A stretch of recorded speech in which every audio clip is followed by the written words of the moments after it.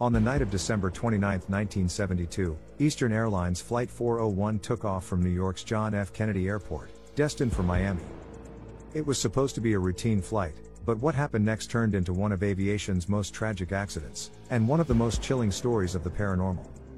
The flight in the crash, Flight 401, was a Lockheed L-1011 TriStar, a brand new jetliner equipped with advanced technology for its time.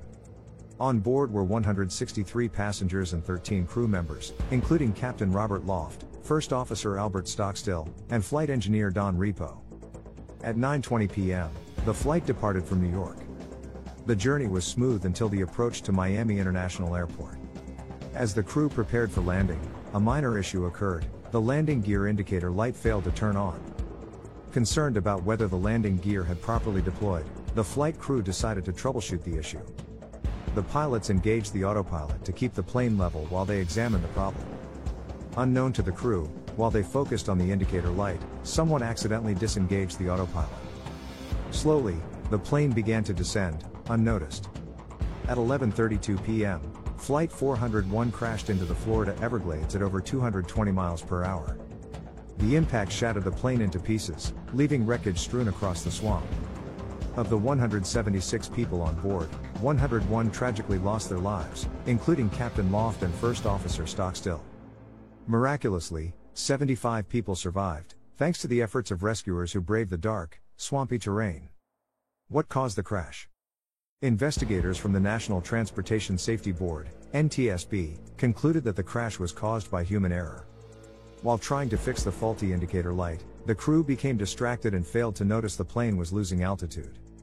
Investigators reviewing cockpit voice recordings and NTSB report described the crash as a classic case of distraction, with the entire crew focused on a single minor issue, something modern aviation calls task fixation. The strange aftermath, but the story of Flight 401 doesn't end there. In the months following the crash, something unusual began to happen.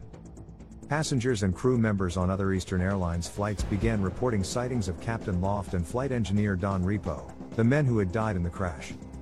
One flight attendant claimed she saw a man in a pilot's uniform sitting in first class. When she tried to speak to him, he disappeared. Other sightings described a man warning flight crews about mechanical problems, before mysteriously vanishing. Most chilling of all were reports that Don Repo's ghost appeared in the cockpit or near equipment, reportedly saying things like, "Watch out for this part, it's faulty." Airline response and legend rumors spread that parts from the wreckage of Flight 401 had been salvaged and used in other Eastern Airlines planes to save money.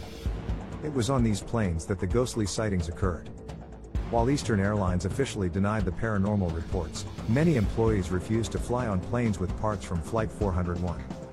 The airline eventually removed and replaced the rumored parts. To this day, the story of Flight 401 remains one of aviation's most enduring legends. Whether you believe the tales or not, the crash left a lasting impact on aviation safety, changing procedures to ensure that distractions like this never happen again. Conclusion: the tragedy of Eastern Airlines Flight 401 serves as both a cautionary tale and a mystery. While the accident revealed the dangers of cockpit distractions, the paranormal stories remind us of the human need to seek meaning, even in the face of unexplainable loss. Today, the victims of Flight 401 are honored and remembered, their legacy shaping the safety of every flight we take. What do you think about the ghostly sightings of Flight 401? Let us know in the comments below. Thanks for watching. Subscribe for more true stories.